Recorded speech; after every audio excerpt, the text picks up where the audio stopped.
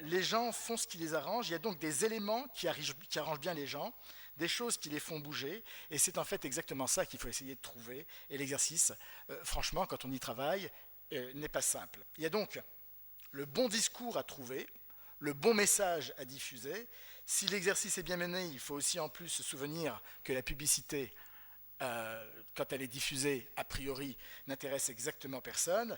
Les consommateurs font exactement ce qu'ils veulent, et le publicitaire doit avoir donc d'un seul coup une capacité à retenir l'attention, un tout petit peu comme moi maintenant à cette heure-ci, d'avoir une capacité à retenir l'attention de celui qui est exposé à cette publicité. Il y a un enjeu considérable dans la publicité de captation du regard, évidemment. Tout à l'heure, on va regarder, juste si je suis encore dans le timing, 3 petits exemples de 60 secondes qui nous permettent justement de comprendre pourquoi la captation du regard est importante et pourquoi le traité est important et pourquoi on investit dans la publicité.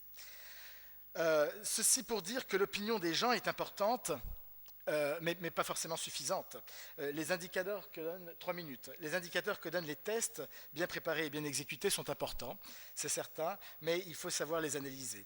En sortant d'un test de consommateur, régulièrement, je voyais des chefs de produits d'une marque que l'on représentait se précipiter en notant ce que des enfants de 4 ans leur donnaient comme élément, et d'un seul coup, ils refaisaient leur marketing sur la base des verbatims de petits enfants de 4 ans, comme si un enfant de 4 ans allait pouvoir faire le marketing d'une marque. Et oui, s'il n'y a pas de marketing, s'il n'y a pas de message réfléchi, s'il n'y a pas de choses suffisamment projetées, a priori, on écoute celui qui passe, et d'un seul coup, tout est biaisé, puisque ce ne sont pas les tests qui font les campagnes, qui font les messages.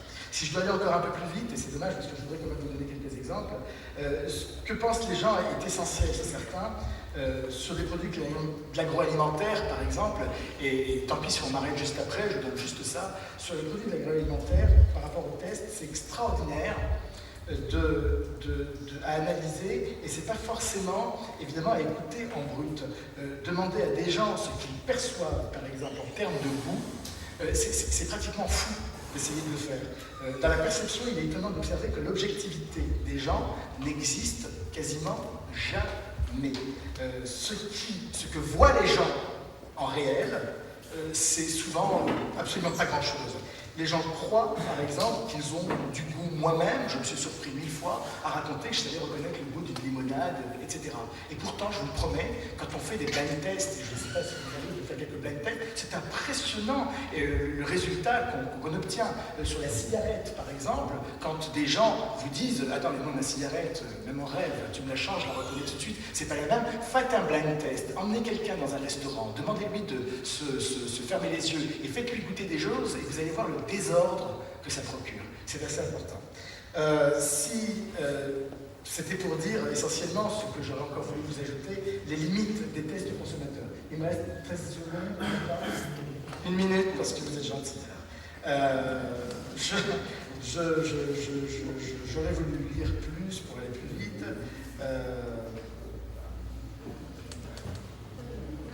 Je voudrais dire que quand même on est dans un terrain aujourd'hui en Algérie qui est un absolu terrain d'opportunité. On pourrait considérer qu'on est en crise à 1000 endroits, mais je considère que les états de crise sont des états d'opportunité. Il y a des secteurs entiers où des gestes de consommation, des habitudes, des usages, des comportements sont entièrement à inventer. Ce qui est une chance exceptionnelle.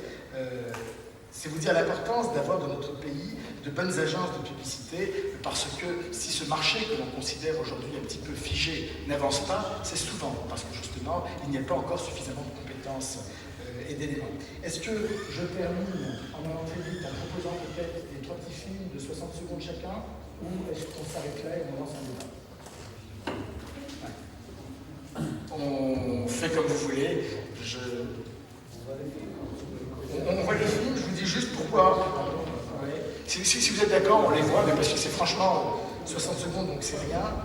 Je vous dis juste pourquoi je voulais vous les montrer. Je voulais vous les montrer parce que je voulais vous dire à quel point c'était un... Pardon? Juste les films. Mais le temps qu'ils préparent, ça paraît de meubler. Je voulais vous les montrer pour vous dire à quel point l'image était importante.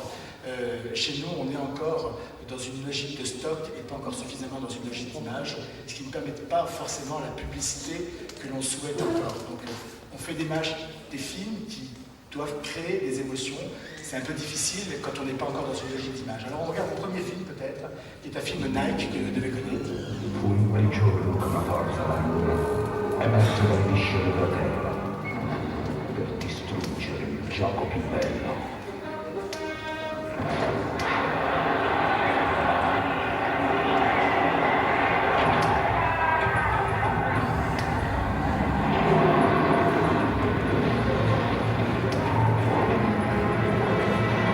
Maybe they're friendly.